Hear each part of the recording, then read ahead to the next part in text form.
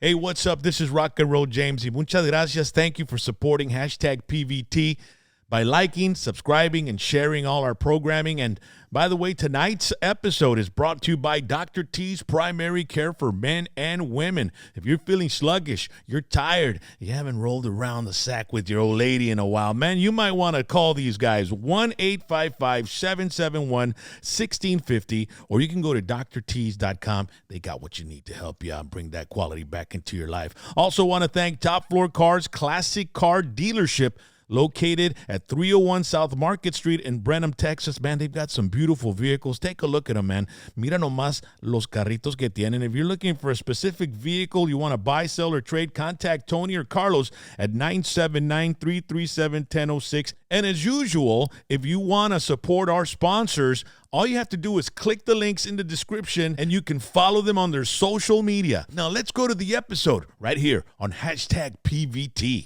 That Herrera, man, he's like, and then he came in and he's singing the Gino Vanelli song, and he's not going to hold anything back, dude. Ram's been the type of guy, he's going to tell you like it is, like whether you like it or not. Yeah, no, for sure. And then when I was watching the show, did you know what you were getting into when you called Ram, dude? Well, I mean, like I had joked about earlier, I did 13 years with Jay, so if I can handle Jay, I should be able to handle anybody. Yeah.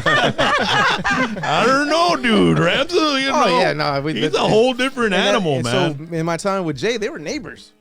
So Jay would come, or Ram would come, drive in through the subdivision, and that's awesome. You already know, Ram's a jack of all trades, master of none. So he'd come to Jay and say, hey, I can break your yard. I'll do some landscaping and put some mulch in there, or compost and whatever. So they would like too much energy, dude. Calm down. Exactly. Right.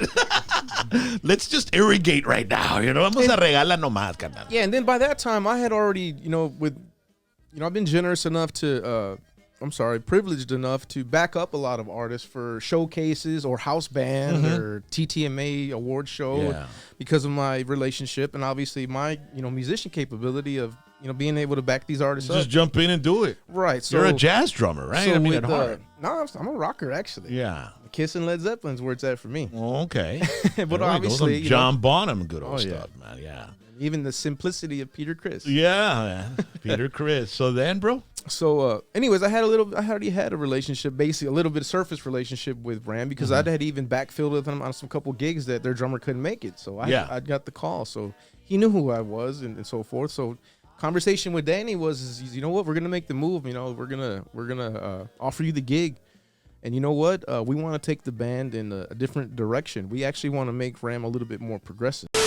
Ram had a good band backing him up. Oh, great band. He said it himself. Speaking of the whole YouTube stuff, I've got video footage of him saying, I listen to these guys back here. Just 4 guys making all this noise type thing. You already know how Ram talks. So not once did I ever hear it from Ram that he had an issue with the way the direction his music was going or the way we were representing him on stage. It was always smiles. And that's the one thing that I appreciate about Ram. Ram himself was always happy-go-lucky. It's always a good time. So why did you guys dump him and go to, Joe Lopez? Yeah. Joe Lopez, he started his band. He signed with the company out of Monterrey. Yeah. And he was starting to work his comeback. And the word out was like, hey, man, did you hear that Ram's band left and they all took off to Joe Lopez? I'm like, really? Well, to me, I was like, well, that shit happens in the music industry. That's the thing. Yeah, we as a band, we took a kind of like a black eye because everybody thinks that. We just left Ram hanging like a bad habit. Pobrecito Ram, bro. But, again, without trying to... He drank a whole bottle of vodka here trying to just, I thought it was water because of how fast it went away. What you guys did to him, bro. Yeah, he went from smiling to crying. Yeah. But again, I'm not trying to joke about it, but just watching the video, started off a certain way and it went another direction. But no, God bless Ram. I've wished him nothing but the best and all the successes. So what happened? Tell me. I mean, you guys got a call from Joe Lopez and his. So no, it was way before that. So Danny and Ben have a huge history with Joe.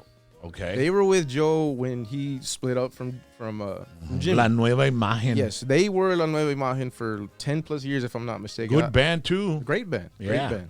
So Joe was always able to hit the ground running when they broke off.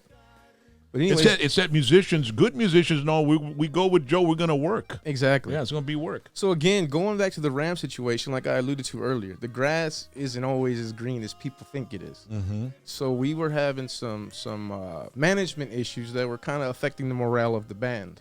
With Ram. With Ram, specifically who was representing him, without trying to. Again, I don't want to sound like I'm upset or hold any grudges with anybody, but just let the truth be known. Mm-hmm. The grass wasn't green at the time, and it made the transition very easy. The grass wasn't green as like you weren't getting paid what you wanted to get paid. Some of that. So none of the band was, or none what? of the band was. That's the reason why we all. And were you all booking and playing and working? So again, just the truth. Here's the truth.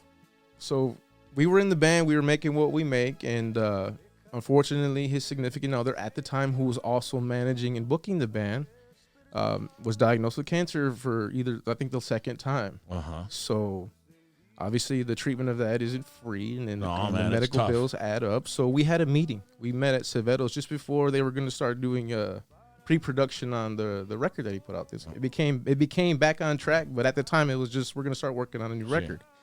So we had a meeting. And the meeting just said, hey, times are a little bit rough.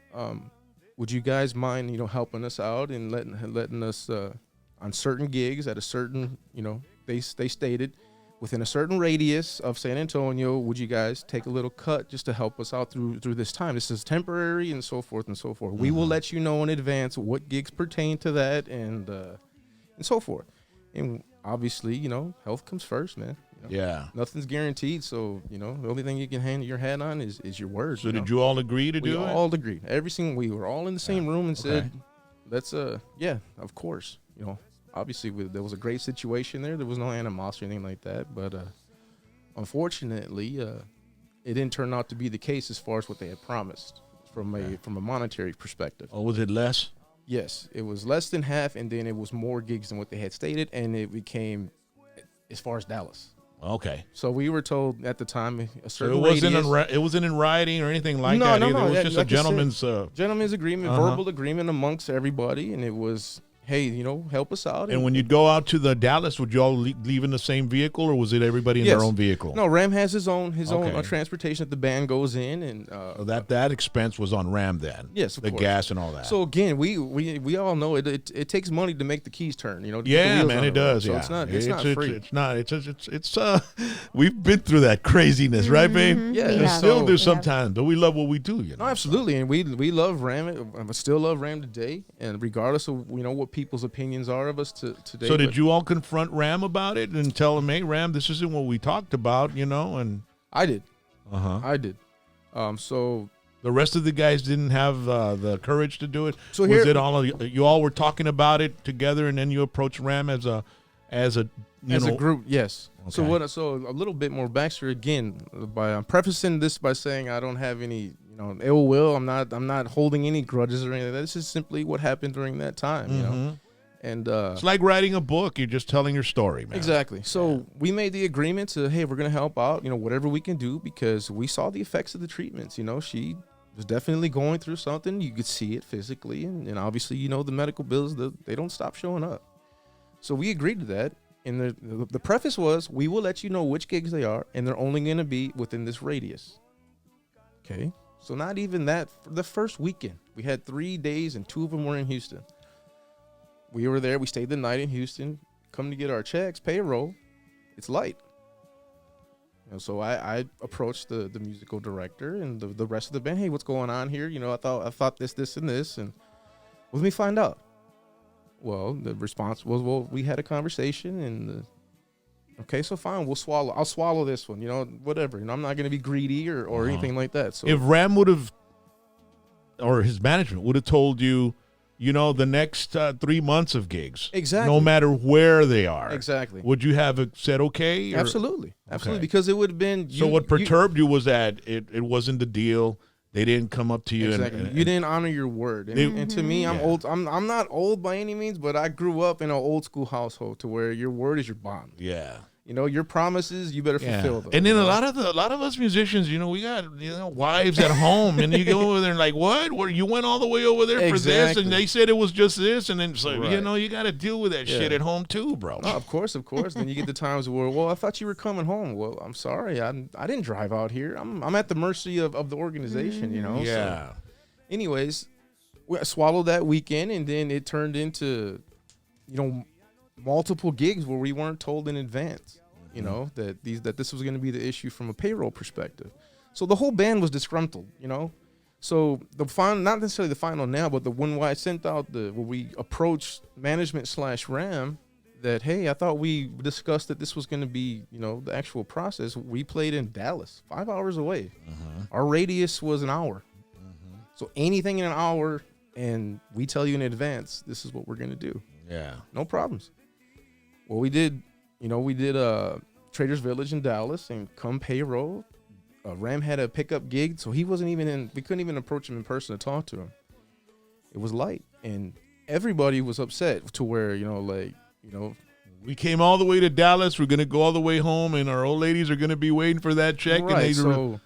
So everybody's mad. Everybody's gassed up to, you know, hey, let's say something. So you know what? Let me send a group text. So, because they weren't with us, so we couldn't approach them in person. So I sent the group text stating all the facts. I thought this is what we had agreed to. This is such as stating all the facts that the whole band was aware of, and the whole band was in this group. And I guess they took offense to that. Yeah. So basically, it was like, well, ni modo. It is what it is, you know. So he took offense on it. Like, what did he text back?